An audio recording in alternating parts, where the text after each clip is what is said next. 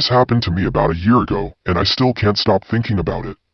I live in a pretty quiet neighborhood. It's the kind of place where everyone knows each other. And you can usually leave your doors unlocked without worrying. My house is in the middle of the block, surrounded by trees. At night, it can get eerily quiet, with only the occasional car passing by. One night, I was sitting in my living room, watching TV.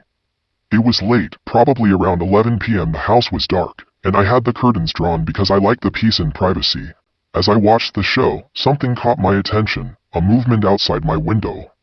At first, I thought it was just a shadow, maybe the wind blowing a branch. But then I saw it again, movement in the dark, something or someone standing still just outside the window.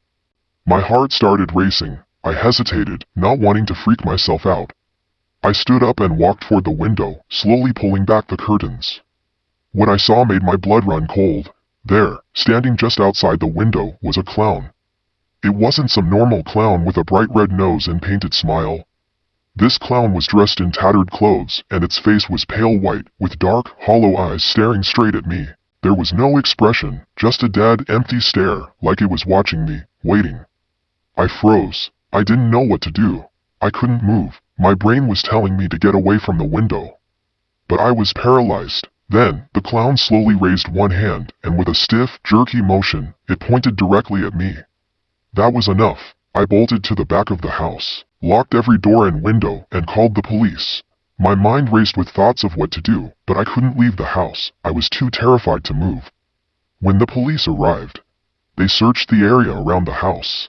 They found nothing, no clown, no sign of anyone. The only thing they found was a single red balloon tied to the fence in my front yard. They told me it was probably just a prank, but I knew better.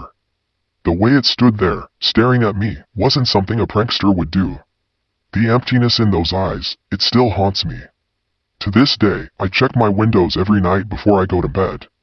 I don't know who that clown was or why it was watching me, but I do know I'll never forget that moment, and I'm scared it might come back.